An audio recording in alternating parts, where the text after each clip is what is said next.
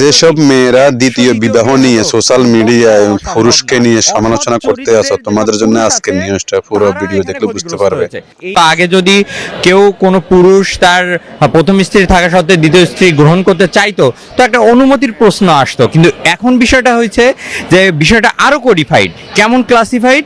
যে এটার জন্য একটা সালিসি পরিষদ থাকবে, অনুমতি তো নিতে হবে কিন্তু এটা আরো আইনগতভাবে নিতে হবে।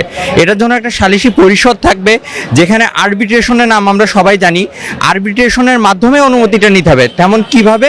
যে স্ত্রী, প্রথম স্ত্রী, তার একজন আরবিট্রেটর তিনি সিলেক্ট করবেন। যে স্বামী দ্বিতীয় বিয়ে করতে চাই, তিনি তার একজন আরবিট্রেটর সিলেক্ট করবেন। করার পরে এখানে আরবিট্রেশনে কাউন্সিলে একজন জাজ থাকবে, সেই জাজটা তাদের মনোনীত হতে পারে, এবং যদি তাদের মনোনীত না হয় তখন এটা অ্যাপেলেট ডিভিশন দ্বারা একজন জাজকে নিয়োগ করা হবে। এই নিয়োগ করার ফলে কি হবে? এখানে লিখিত ডকুমেন্ট থাকবে, তাদের আর্গুমেন্ট থাকবে, কেন বিয়ে করতে চাচ্ছে, প্রথম স্ত্রীর তার অপারগতা কি, কেন তার আর একটা দ্বিতীয় ওয়াইফ লাগবে, এটা খুব সুন্দরভাবে এখানে ক্লাসিফাইড করা থাকবে। এবং এই আইনটা যদি বাস্তবায়ন হয় তাহলে যে বিষয়টা হবে, আমরা যে সাধারণ নারী যারা আছে, যাদেরকে অনুমতি না নিয়ে আরেকজন বিয়ে করছে কিন্তু বলছে না সে অনুমতি দিয়েছে, এখানে যে নারীরা যে বঞ্চিত হচ্ছিল, এখানে নারীর অধিকার আরো শক্ত করা হয়েছে, তাদের অধিকারটা আরো ক্লাসিফাইড, কোডিফাইড করা হয়েছে, যেটা লিখিত থাকবে। এখন যেসব নারীরা বঞ্চিত হয়েছে, মাসে যদি 100 দ্বিতীয় বিয়ে হতো, এখন 10টাও হওয়া সম্ভব না, কারণ এখানে পুরুষে আটকে গেল, নারীদের একটা শক্ত অধিকার দেওয়া হলো।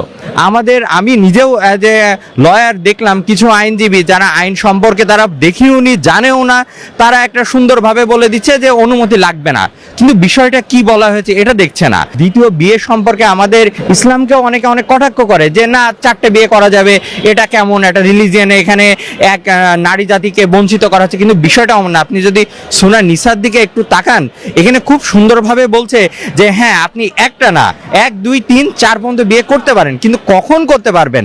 যখন আপনি ন্যায় বিচার করতে পারবেন, সমান চোখে দেখতে পারবেন। দেখবেন স্পেসিফিক এভাবে আয়াতে বলা আছে। কারণ সমান চোখে যদি আপনি দেখতে যান, এটা কি আমাদের মতো সাধারণ মানুষের দ্বারা সম্ভব? কেউ লম্বা কেউ খাটো সমান চোখে দেখতে পারবেন? কারণ নীল রঙের শাড়ি পছন্দ, কারো হলুদ রঙের শাড়ি পছন্দ, আপনি একই শাড়ি দিতে পারবেন? এখন রাসূলুল্লাহ সাল্লাল্লাহু আলাইহি ওয়াসাল্লাম তিনি ছিলেন মহামানব, তার দিকে তাকায়ে আমরা এই ছোট এক্সকিউজ নিয়ে এত বড় কিছু করতে পারি না। আজ এখানে বলছে সূরা নিসাতে কোনো নারীর মনে ব্যথা দেওয়া যাবে না, আপনি যে বিবিগুলো আছে তাদের মনে ব্যথা দেওয়া যাবে না। সোমবারে আপনার এক বিবি আপনাকে ডাকছে, সেই সোমবারে আপনার তৃতীয় বিবি ডাকছে, আপনি কি যাইতে পারবেন? তার মানে এটা আমাদের দ্বারা সম্ভব না। দুজনেরই যথেষ্ট লাভ হয়েছে। এখানে কি হলো? পরিবারগুলো বাঁচলো, সন্তান বাঁচলো। আপনি একটা লেম এক্সকিউজ দিয়ে বিয়ে করবেন, সেটাও হবে না। এখানে ক্ষতিগ্রস্ত যে হয়েছে সেটা কুচরিত্রবান, অসৎ চরিত্রের যেসব পুরুষ আছে তারা এখানে ক্ষতিগ্রস্ত হয়েছে। পরিশেষে বলতে চাই, এটা আমাদের ইসলামের দিকে তাকিয়ে এবং দেশের দিকে তাকিয়ে এইটা অনেক আগে করা উচিত ছিল।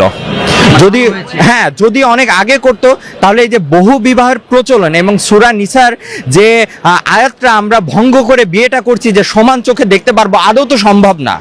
কেউ লম্বা কেউ খাটো, আমি কিভাবে সমান চোখে দেখবো? এটার বাস্তবায়নটা খুব ভালোভাবে হতো। কোথায় অ্যাপ্লিকেশন করতে হবে, আমি সাধারণ জনগণকে সবসময় এটা জানাতে চাই যে আপনাদের এটা যে আরবিট্রেশন কাউন্সিল গঠন হবে সেখানে যান, সেখানে যে অ্যাপ্লিকেশন দেন, আপনার আরবিট্রেটর নেন, মেয়ে তার আরবিট্রেটর নেবে প্রথম স্ত্রী, তারপরে এখানে বসবে, একটা ট্রায়াল চলবে, একটা রায় হবে, আফটার দ্যাট আপনারা ডিসিশন নেন। আর দ্বিতীয় বিয়ে করার আগে সবসময় অন্তত সন্তান থাকলে নিজের সন্তানের দিকে একটু তাকাবেন।